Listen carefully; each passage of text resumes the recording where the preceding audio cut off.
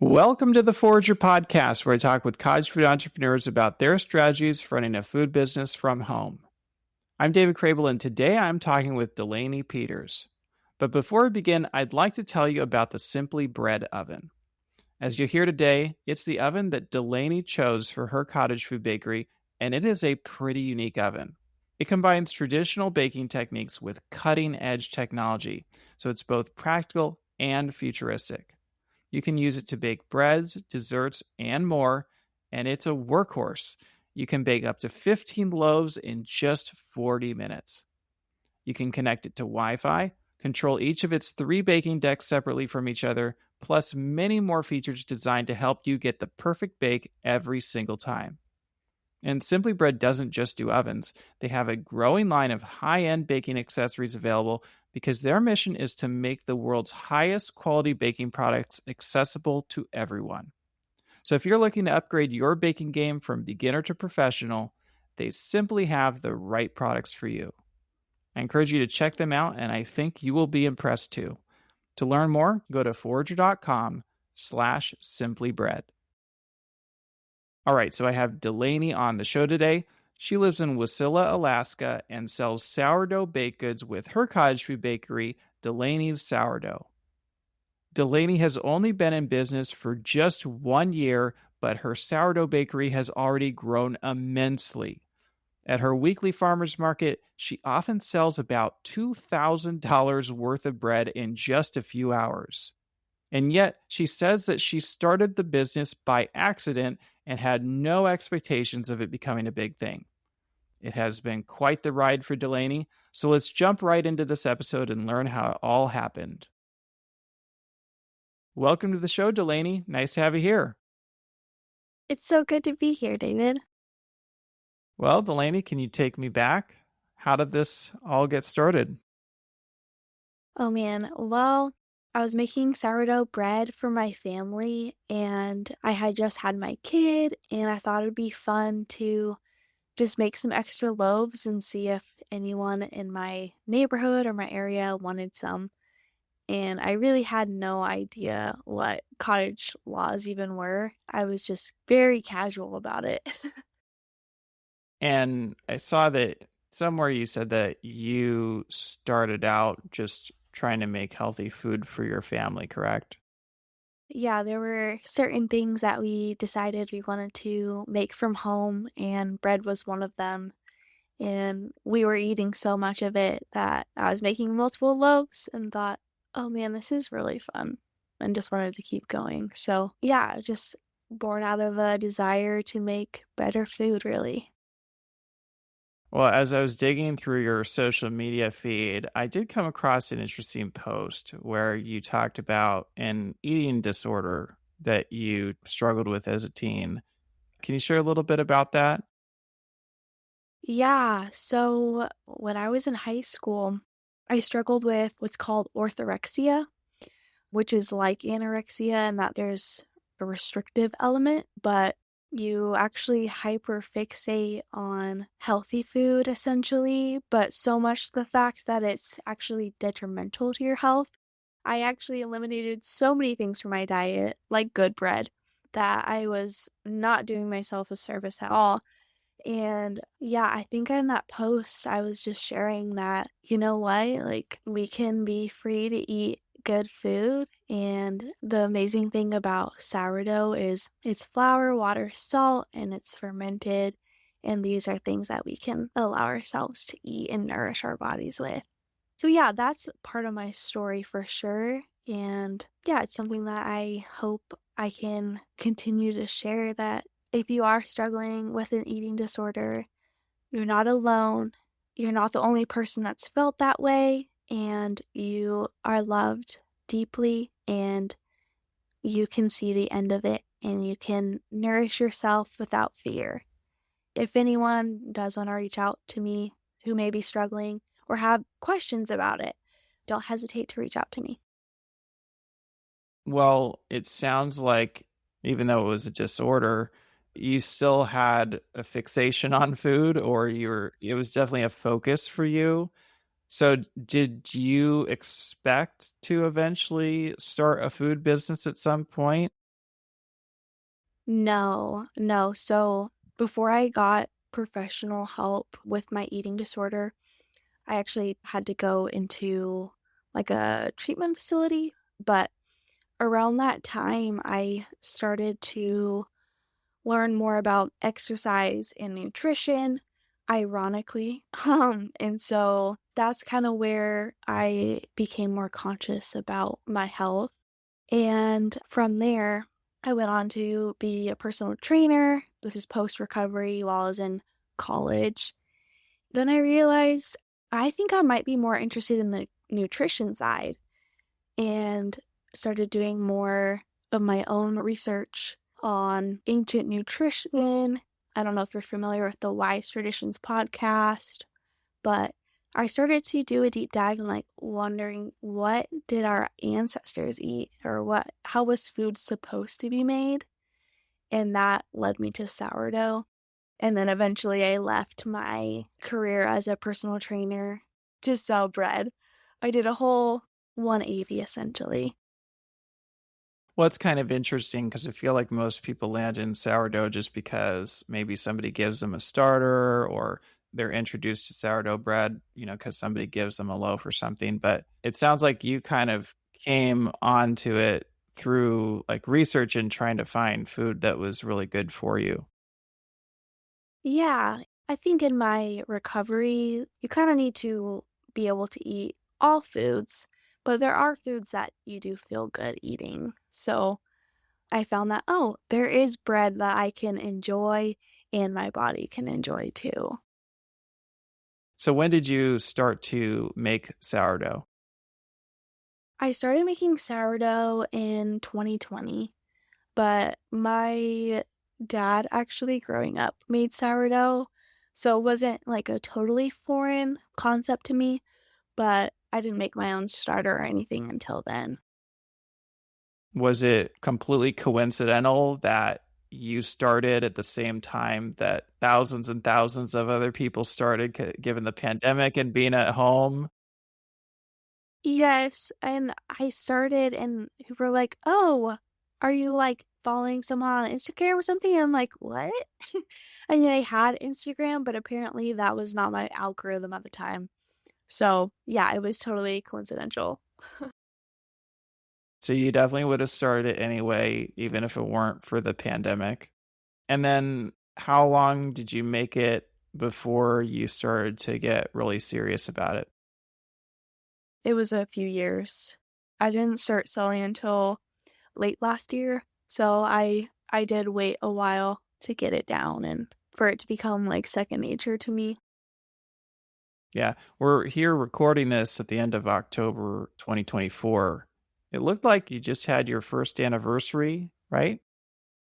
Yeah, September 28th is when I made a little Facebook post saying that I had extra loaves. So you've only been doing it for a year. And what has the last year been like? Well, it's been a learning curve. I joke that I like accidentally started this business, so every week I'm learning something new and trying to become more efficient and to become more professional. So late last fall, I made extra loaves and then I did like a couple small markets and that's when I started to get the ball rolling of like, okay, this can become a thing. And then I did some more markets this spring, which then led me to my little farmers market stint for 4 months, which is super fun. But in the midst of all that, I've been doing weekly pre-orders for pickup. So I've had consistent bake days and somewhat of a growing sales base. You say you started the business by accident. Why do you say that? I really didn't see it becoming like a major thing. I was just like, oh, I bet people love bread and might want me to bake a loaf when we make our bread. And I had no idea that cottage food laws were even a thing until after I posted it. I was like, oh, I should probably make sure that this is legal. I mean, it is Facebook, people sell stuff all the time, but let me just make sure I can sell food. And then I realized, oh, people like literally do this. And so, yeah, it was a little bit of a I would say accident, just in that nature that I didn't know what I was doing. Well, it's interesting because from your social media posts, it really seems like this is a big passion for you now, but it didn't start that way. Right. Yeah, I have always loved baking, and I wanted to marry that with my passion for real food. I think it was something that I knew deep down I wanted to do. I just had no idea the capacity that I could do it in, if that makes sense. So at the time that I started selling bread, I mean, I was still working as a personal trainer, a new mom, so I had a lot of other things on my mind. But once I was able to step back and think about, okay, people love bread. I love making their bread. Like, let's see what I can do with this. Then I think the passion of like supplying people with real food has just continued to grow in me, and I can see this being my thing for a very long time. Yeah, you mentioned you were a mom. How old is your son? Yeah, my son Kellen will be 18 months here in a couple of days. So we're just a year and a half in. So he was only 6 months old when you started this business. Yep. What has that been like? Oh man, it's not been easy. When we first started, he was taking more naps. He was not as mobile. And now he's all over the place. And I have a bread oven in my living room. So there's just more logistics and energy required from me and my husband to just keep him out of things and in some ways keep us sane.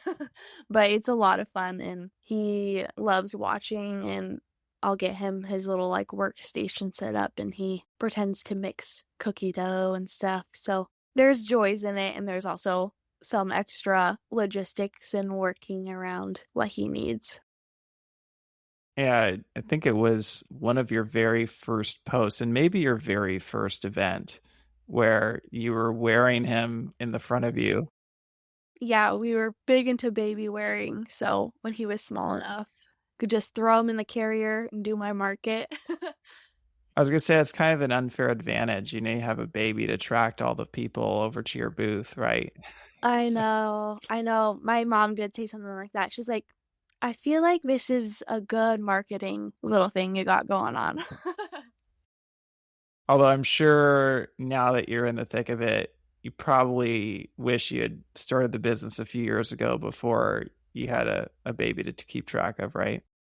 I do. I do. Sometimes I think about that. I'm like, man, I picked the most inconvenient time of my life to start a business, but I guess no regrets. I'm learning a lot from it. Well, some people would, given the fact they have a 6 month old, just say, this is not the right time. I'll wait till they're older. Why did you decide to move forward?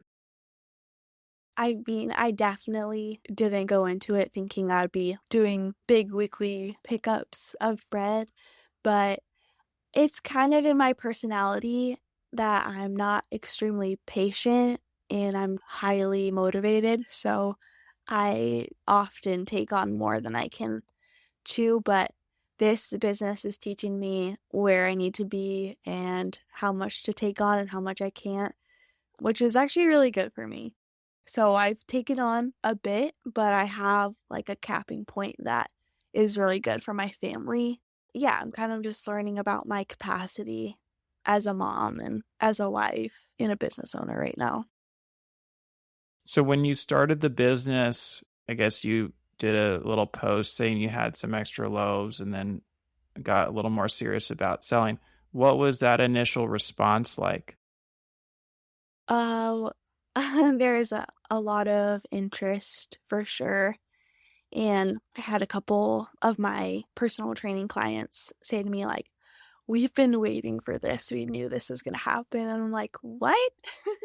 So, yeah, I've had a lot of really sweet, sweet friends support me, and that got the ball rolling as far as like word of mouth. So you posted on social media, you got some interest, you realized, oh, maybe I could turn this into a business. What was the first step? Was it putting more effort into social media? Was it attending an event? Like, when do you feel like your business really became a business? I think after my first event, that's when I realized, okay, if I am going to do this, I need to figure out resourcing better bulk ingredients, packaging, and all that. Because, yeah, I think at the time I was, just getting a handful of bread bags off of Amazon and things like that. So I just realized, okay, if I'm going to sell this amount, I need to really get organized. So my first event was a good eye opener. And then after that, that's when I started posting a little bit more and getting the Instagram account and all that. What was that first event like? Well, I laugh about it because my sweet friend who has a freeze dry good business, she invited me to this like outdoor salesman. I don't even know what event it was, but she invited me to this, and I was thinking in my mind, oh, this is like the perfect crowd, like nature enthusiasts, stuff like that. This will go great. I apparently missed the point that it's a gun show. So it was like me, my friend, she says she sells well there every year, and then just like an entire ice rink of guns. And I'm like, oh gosh, I don't know if this is the best market for me to have come to, but my parents showed up and my dad went to like every booth and was like, hey, you guys gotta try my daughter's bread. And so by the end of the day, we sold out. So that was great. But it sounds like maybe it took some marketing effort from your dad. I think so. And that was one of the markets that I chose to do like samples. When was the first market where you feel like it just really was the right fit? I did a little Christmas bazaar just a couple months later, or maybe a month later. And yeah, we had no issues selling and sold out within a couple hours. So that's when I was like, okay, I think it's all about the market that you do. And I was still like pretty early in my business, so I didn't have a following or anything. That's when I realized, okay, yeah, pick and choose your markets and make sure your branding is clear, your messaging is clear. And yeah, I think each market is a little bit of you learn something from it. So was that the first few months of your business, just doing one-off events? Yeah, I was still posting that I had bread available every week. I didn't have an ordering software yet or anything super organized. It was just a Facebook post and a message to DM me if you want a loaf. And then by the time I did that Christmas market, I had already had Hot Plate set up, which is a software I use, and that sort of thing. And what were you actually offering at these early markets? I was just doing my artisan sourdough, and I had a couple flavors that I would do, and then I was also selling scones. So I just had those two items at the time. And were you using a Dutch oven with your home oven to do everything? Yep, we had 3 ovens in my home oven, and then eventually we got a double oven downstairs, and so I was able to make 7 at a time. So, yeah, lots of Dutch ovens and doing the whole shuffle. So when did you get to a point where you kind of knew that this thing was going to take off and you're going to focus on it full time? I met with my brother, who is a very successful businessman. He gave me some really good advice, and I realized, okay, if I want to push this thing forward, I really need to invest in the equipment that'll let me do that. So by New Year's, I still was only selling, like pre-ordering, people were pre-ordering maybe 20 loaves a week from me, which is doable with the Dutch oven situation. But I knew in my heart that I wanted it to grow to something more, and I wanted to do events that were a little bit bigger. By New Year's, I knew, like, okay, I think I want to invest in a bigger oven and another fridge so that I can push it forward. So this is only 3 months' time, right? I mean, you went from having very little expectations to it getting to a substantial point where you're all of a sudden looking at investing significant money into equipment. Yep, that's kind of my personality. So what did the next few months like? Like when did you pull the plug and choose to make those investments? My husband and I talked about it a lot. We got to a point where, I mean, he was always on board for me just going all in. By beginning of February, I had ordered my bread oven, and they actually had a really big amount of orders that they were not expecting. And so my bread oven took a few months to get to me, which is kind of sad. But early this year was just a lot of like waiting and trying to become more efficient with my equipment and everything that I had at the time in anticipation for my oven.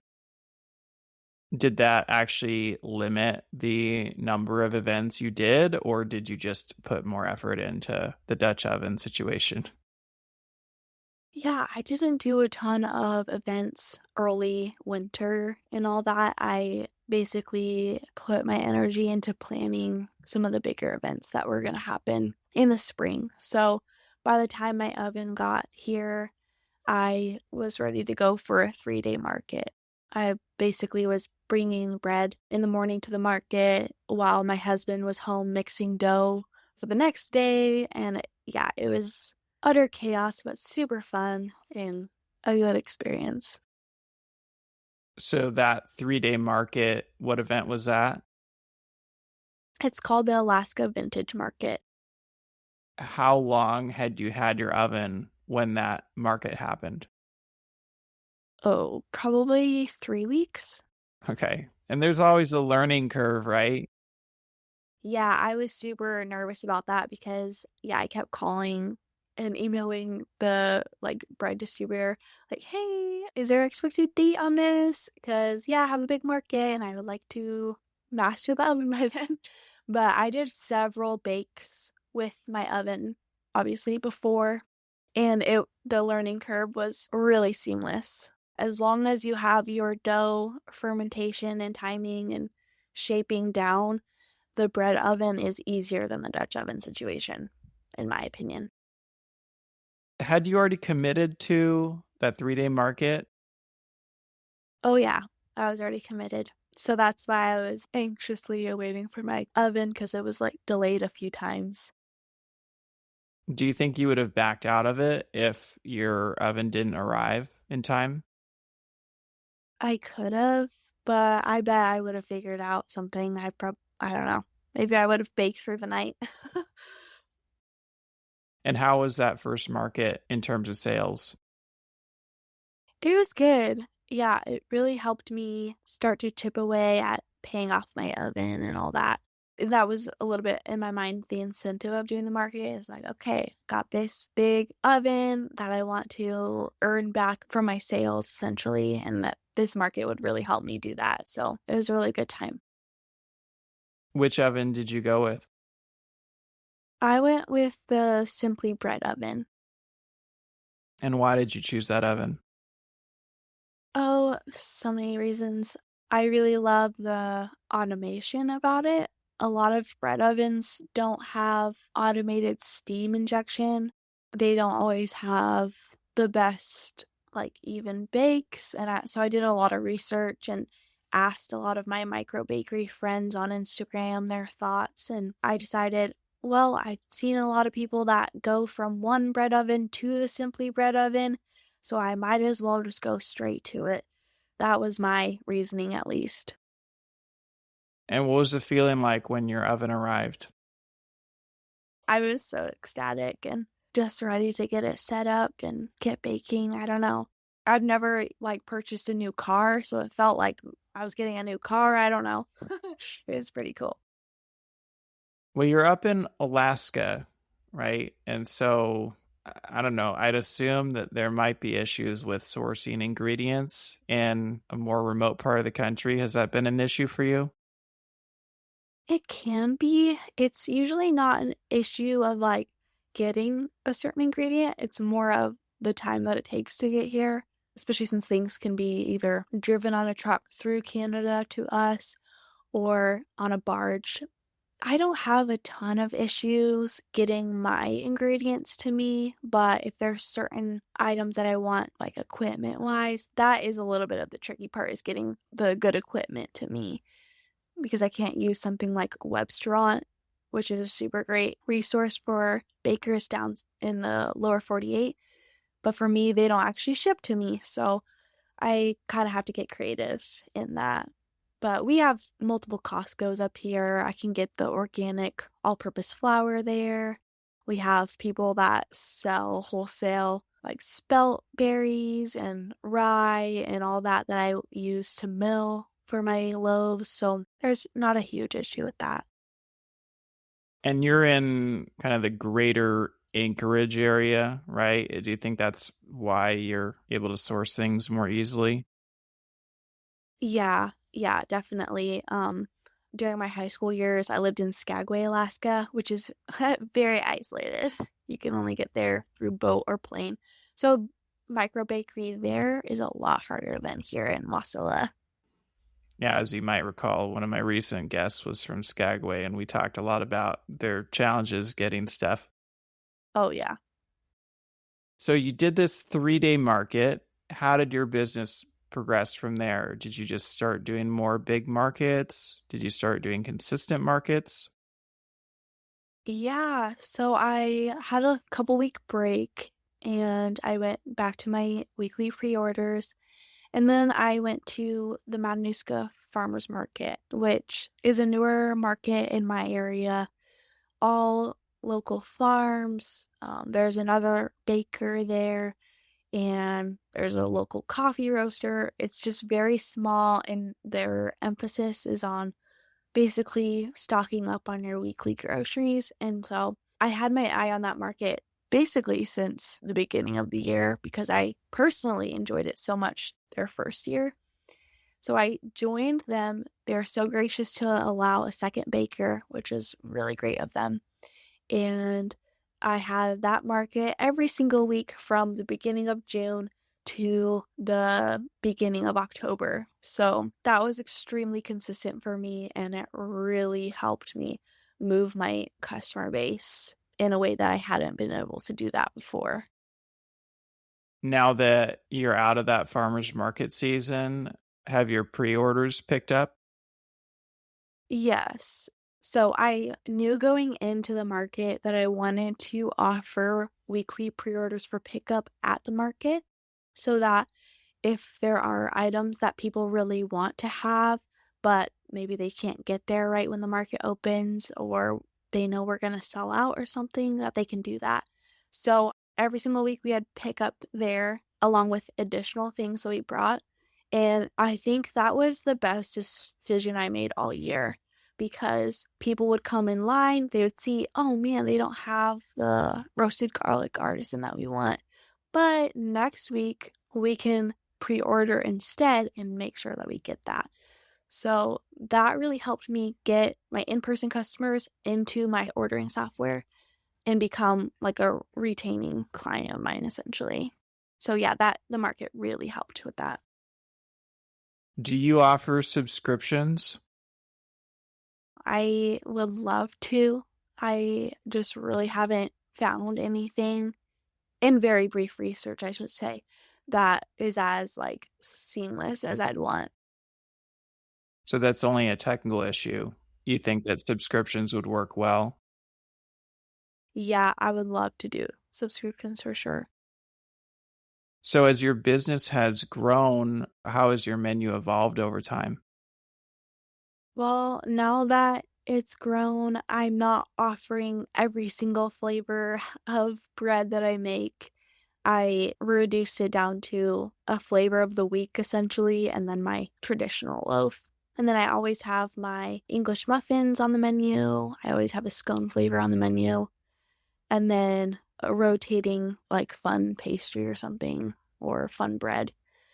But I try and keep my options on the lower end just so that I don't get overwhelmed. So you're saying that you were actually offering more flavors in the earlier stage of your business.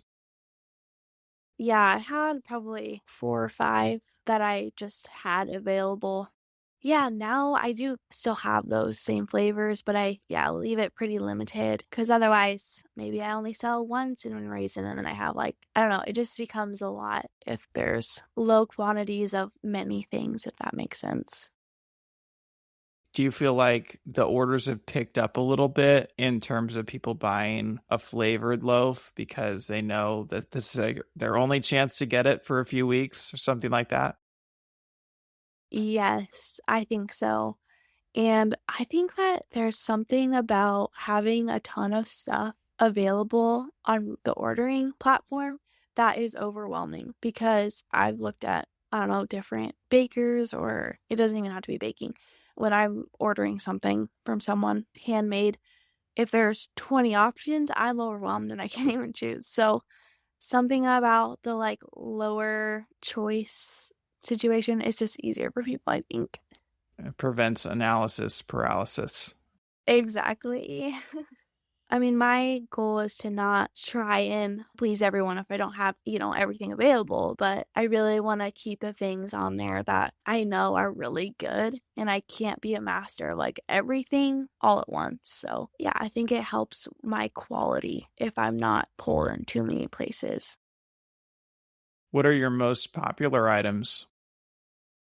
Other than the sourdough bread, my sourdough English muffins are really popular, which is why we keep those on every week. And then my scones. And are all of your products sourdough? Yes, yeah, all products go through a long fermentation. And yeah, that's the heart of what we do. It looks like you use only organic flour. Why did you choose to go all organic? The goal for me is I want to give my customers something they can feel good about and feel good about giving their kids. And you can find the more highly processed things anywhere else, but I want to be unique and offer people a more wholesome option, and that's just the heart of what we're trying to do, is become the place for people to go when they don't have necessarily the time to make their own sourdough bread, but they want something organic and wholesome. With you using only organic flour, obviously that's going to drive up the cost. Where have you landed with your pricing?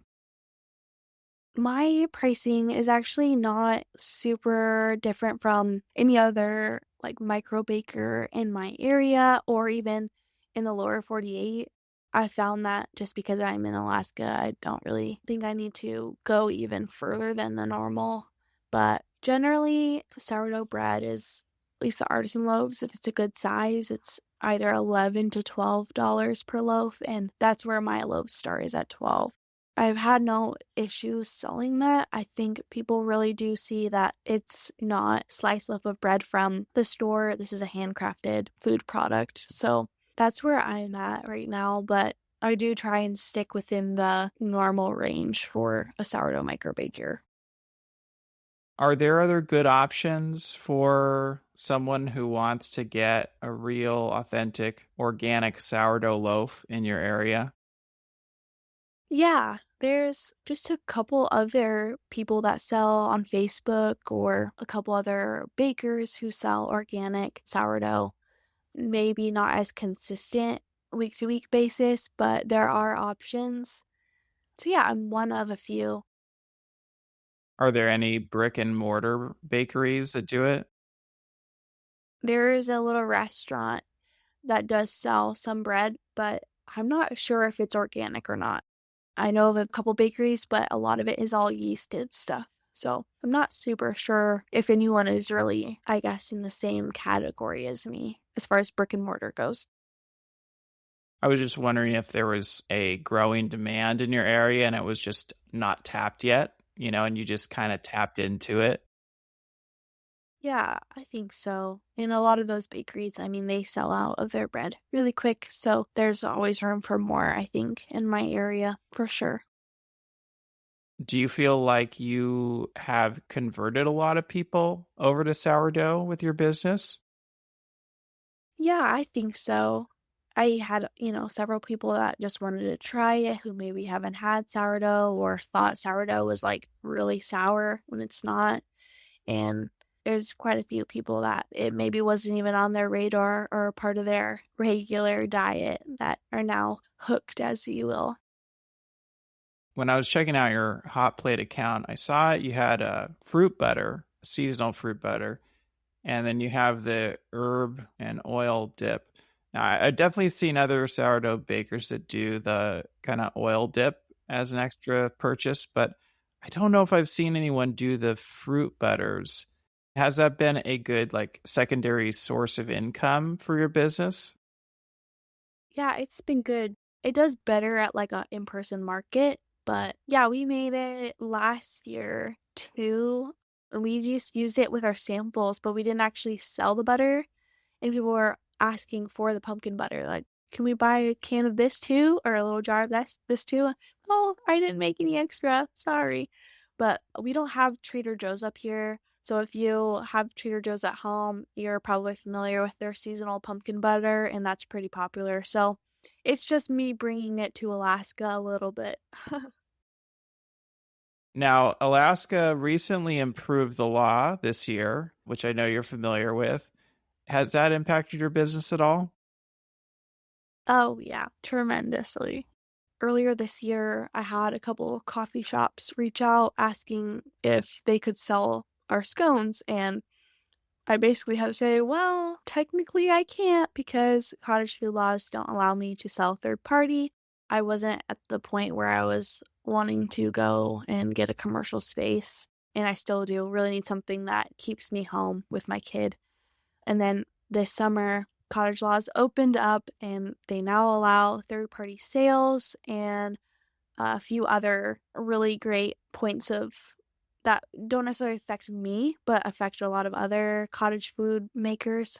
Our state has really great laws now, and so I'm currently selling anywhere from 250 to 300 scones a week to a couple of different coffee shops right now, and that has been really great.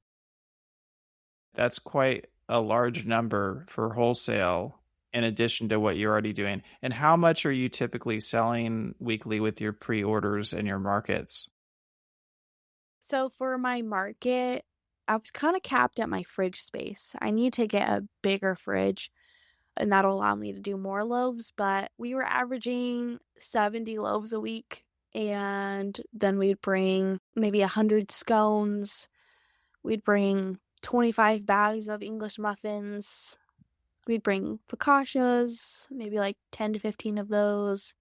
And then we'd have probably around 75 to 100 cookies. The market was just like bring as much as you can sort of thing. But right now, post farmer's market, I'm averaging maybe 40 plus loaves, at least for my pre-orders. And then for my scones, I'm doing like 64. I could probably do more, but I only sell a certain amount for each pickup. So that's where I'm at right now with that. And then I'll sell a couple dozen baguettes. Those are some pretty large numbers for a market. Was the market season, was that just one day on the weekend? One day in the middle of the week on a Wednesday. And the hours were pretty strange. It was 4 to 7. How that market is successful, I don't know. But every single week we would have lines, which was a super huge blessing. Yeah, and virtually had no issue selling there. And neither did the other baker, which is really great. I just really love that we both did really well. You were bringing quite a lot to the market. Were you selling out each time? Yeah, there was one week we didn't, and that was because it was pouring rain. But every single week we would sell out. That's a lot of product that you're running through the market each week. I mean, what is this, like $1,000, $2,000 in revenue per week? Not factoring in other costs, yeah, at least 2K. Wow. And that's like 2K of sales within 3 hours? Yeah, something about that market, I don't know. People would just get there right at 4 and would stock up. And, those numbers do include some of our pre-orders. So some of that was sold, ahead of time, but we would try and bring more than our pre-orders, if that makes sense. Well, pre-orders or not, I mean, that's pretty crazy. And I don't know if that's a record, but it's very near a record for anybody who's been on the podcast. That's a lot of product for a market, especially a farmer's market. But the limitation of that is that the market's only open for a certain period of the year. So what are your plans moving forward? Because that's got to be a little bit challenging to go from a certain weekly income to now probably a significantly reduced weekly income, right? Yeah, and something about that too is just something I kind of grew accustomed to, like, since moving to Alaska. Even my husband's job is gonna slow down here in the winter. So last night we were talking about, like, okay, super great that you have this business, and, like, let's think about maybe some ways that we can, kind of make up for his lack of hours come winter with my business a little bit and get him a little bit more involved, which is really amazing that we even have that opportunity. But it is a little bit jarring going from a big market every week to, like, "Oh, I don't even have anywhere to go." But this coming November, I'll have a couple markets, and that'll help, especially with Christmas coming up. There's gonna be more gift shopping and hopefully maybe some bigger orders. So I'm not too worried about it, I guess. Well, it's interesting because even though the market's closed down for the year, like those people are still out there. They still need bread for their family each week. Do you feel like there are things that you could do or could have done better to get their info or try to get them onto a list or something like that?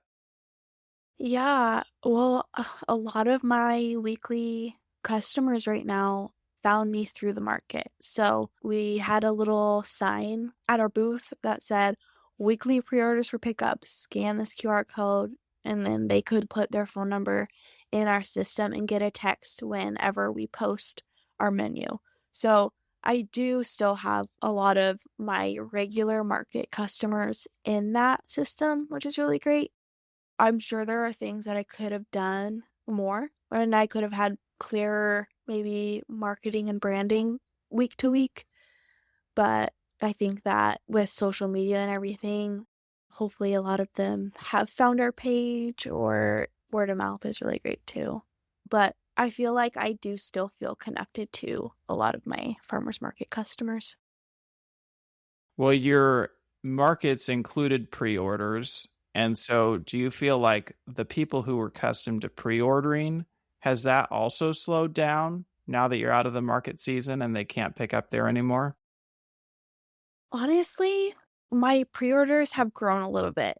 So I think that the people that maybe weren't pre-ordering and just standing in line maybe caught on too, because my market this summer was in Palmer, which is, I mean, not very far from my house, but I'm in Wasilla. I decided once the market ends, I want to have two pickup locations. So I have one in Palmer, which is 10 to 15 minutes from me, and then I have one here at my home bakery. So every customer that comes through me has two pickup location options, which allows more availability for them, which, is more convenient. With the quantity of bread that you're selling each week, is it just you and your husband? Do you have any help on top of this? Right before that Alaska Vintage Market in May, my twin sister, McKenna, she moved up here with her husband. So I actually hired her on to be my baking assistant, which has been amazing. Okay, so it's been the two of you for the whole summer making it work. Yeah, could not do it without her. Was that just circumstantial that she moved up, or did she move up specifically to help grow the business?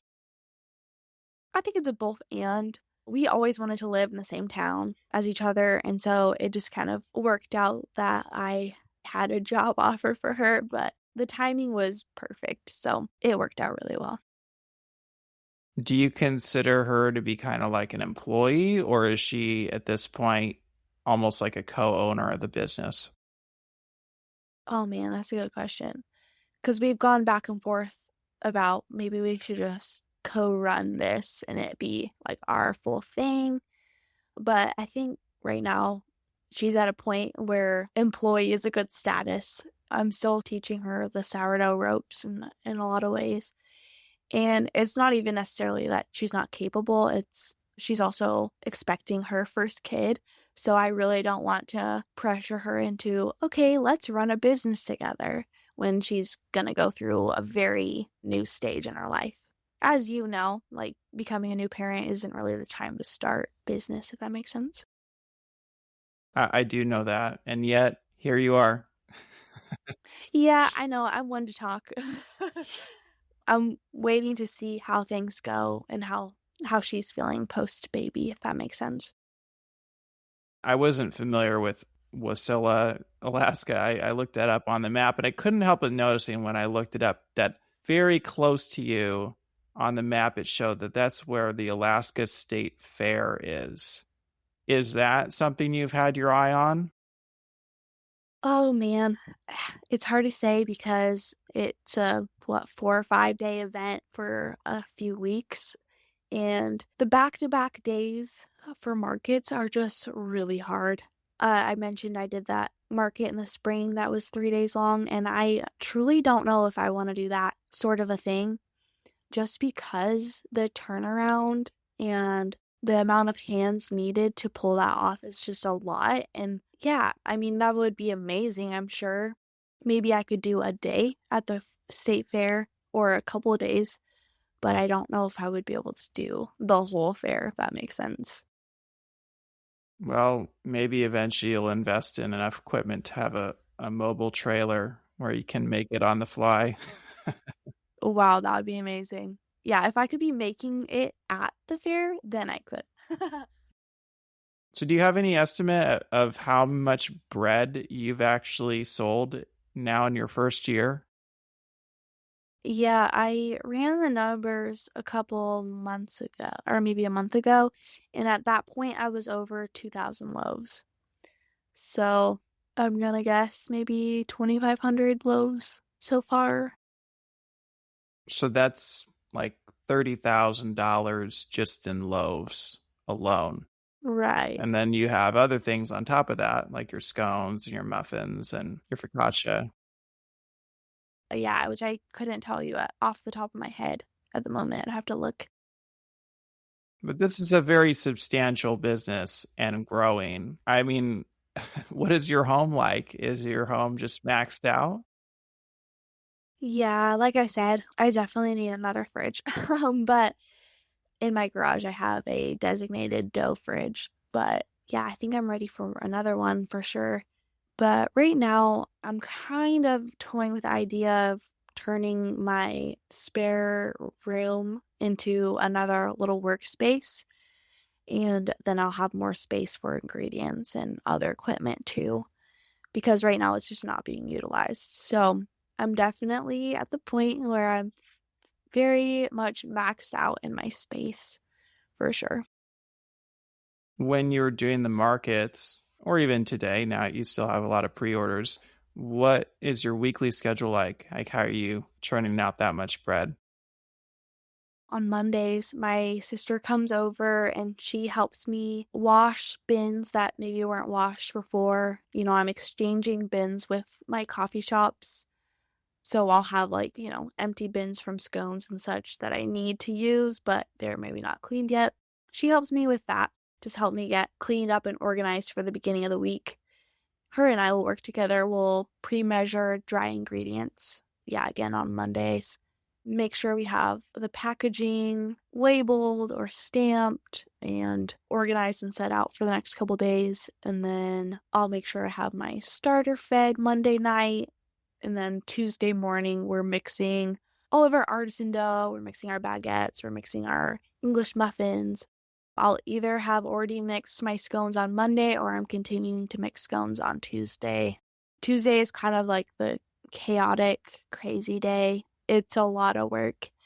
And then later on Monday, once the dough is proved, we're pre-shaping, we're adding inclusions, we're shaping our dough, putting it in the fridge. And then Wednesday, I'll usually start out solo on Wednesday with my son, getting bread into the bread oven. And then later in that day, she'll come over and she'll start packing the loaves for me, helping me organize the bags for orders and just keeping things tidy. We kind of work right now in a 3-day work week, which is really convenient for me. I do have to have like set days where I'm like not doing anything because otherwise I'm doing something every day and then I feel really scattered. So we have a pretty good flow right now. So you're doing pretty much everything in just 3 days? Yeah. That's pretty crazy. And I mean, I guess obviously it helps to have your twin sister with everything, but still, that is impressive that you're pulling off that much production out of your home in just a few days' time each week. Thank you. I mean, in a lot of ways it's crazy, but it's good. We do have to talk about social media. You've only had your Instagram and Facebook accounts open for a year now, but your Instagram's already over 2,500 followers. How have you grown it so quickly? I think just sharing things that just pop into my head, I just share and not thinking about it too much in a way it has helped. And once I learned that cottage food was a thing, I really set out to find others in my industry essentially and really wanted to learn from others and grow in that way. So a lot of the people that I follow are doing the same thing and we chat. And so there's a little bit of like a community aspect to my social media that I think maybe accounts for a natural growth. I don't think I've ever had someone come on that's had the kind of social media growth that you've seen and just say they drew like that because they didn't think about it too much. Like, I feel like most people are like, in the algorithm, you got to know the algorithm, you got to post this number of times per day. Are you posting like consistently on like a certain number of times per day or? Oh man, I feel like earlier this year I was posting maybe like once a day, but I actually haven't posted in a couple weeks. I've just been kind of like meh. I mean, I really love, connecting on there, but I have a suspicion that maybe being a girl with a bread oven in their dining room is like a little bit niche, and so maybe that attracts a little bit of attention. So part of it is circumstantial, probably. But I don't post as much as I have before, at least while I'm sharing this. But I think sharing, something on your feed, especially reels, 2 to 4 times a week has really contributed to my growth, I'd say. Yeah, well, it looked like you pretty much focus only on reels. Is that right? Yeah, yeah. And I saw somewhere something about an ebook. Yes, yeah. I recently wrote an ebook with a couple of my micro bakery staples. So it has my organic traditional loaf recipe plus my English muffin recipe, and then a whole lot of other guidance on caring for your starter, how to get a good loaf, and just sort of the basics with sourdough. Is that ebook something that you sell? Yeah, it is. Well, it kind of indicates to me that you're very interested in helping others, not just running your business, not just providing food for your community, but you're also interested in helping other bakers. And that fact alone might be part of the reason why your Instagram feed has grown like it has, just because if you're providing valuable content and helping other people, that contributes to the growth. Yeah, for sure. And I definitely do get messages of, for help and advice. And that is really fun to me. I do understand that, your recipes are a little bit of like your business security, but, that is why I do charge for that information. But it's really in depth, and I would never want to sit on here and just gatekeep because there are people that can't just order bread from you every week. and maybe they do want to try, and I definitely want to help in that way. Another thing that I noticed kind of outside looking in to your Instagram feed is you're very open. Like you are on all of your posts pretty much. And also your son is often on those posts. Like you don't try to hide him or protect him from social media. So it seems like a very intentional choice to infuse yourself and your own family and living situation into your feed.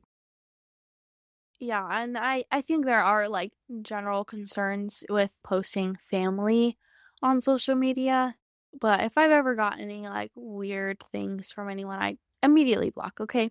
So there's that. But yeah, I really want to be myself. If I'm going to post on social media, it has to be authentic to me, and part of that is including my personality and my family and the people that are important to me. So, do with that what you will. Not That's not for everyone, but I have a lot of fun with it. Well, your business has certainly come a very long way in just a short year's time. As you look ahead, what are your plans? I'm taking a little bit of a breather, like I said, on social media for a second, while I kind of essentially recover from the farmers market because those were really intense weeks. I will be honest. They were very exhausting. But I'm kind of in a vision mode right now. So I'm thinking about, growing my social media and hopefully, growing in a way that I can help more people who want to bake or even want to have a business. And I do see myself keeping up with the weekly pre-orders, and I would like to grow my wholesale a little bit just for that consistency factor. That's been really helpful just to know like, okay, maybe orders are down, but I do still have my wholesale, and that's something that's really great and consistent. And then thinking even further to next summer, would love to continue to do that farmers market and have that be my like bigger on season as far as out of the house kind of sales. Well, with the sales you're already doing, you're already at a point where you could be looking towards a commercial bakery. Is that something you've thought about, or you ever think this is going to get to the point where you have a brick and mortar? Yeah, I don't know. It's so hard for me to I mean, the dream of it sounds amazing, but it's hard for me to think about what that would look like with also wanting to be super present with my kid.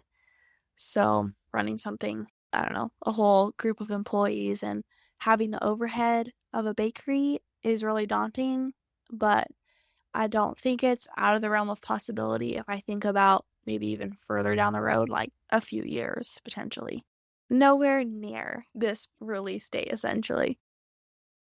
What drives you to keep pushing with the business, and why do you love it so much? I really love and have a passion of like being my community's a real food producer and helping families in my community become healthier. We think about what's in the bread products that we see every day, all day, and knowing what's in them and knowing how that's affecting people today really pushes me to continue to make the bread and help my community in this small way. Well, thank you so much, Delaney, for coming on and sharing all of that with us. Now, if someone would like to learn more about you, where can they find you or how can they reach out? Yeah, you can find me basically anywhere on social media at Delaney Sourdough. I'm most engaged, I'd say, on Instagram. That's probably the best place to find me, the best place to message me.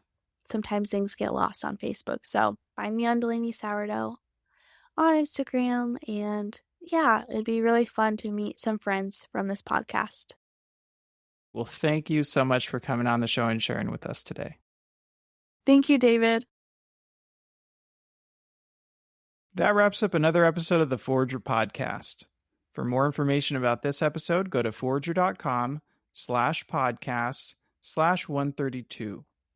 And if you're enjoying this podcast, please take a quick moment right now and leave me a review on Apple Podcasts. It doesn't have to be a long review, but it's truly the best way to support this show and will help others like you find this podcast. And finally, if you're thinking about selling your own homemade food, check out my free mini course where I walk you through the steps you need to take to get a cottage food business off the ground. To get the course, go to cottagefoodcourse.com.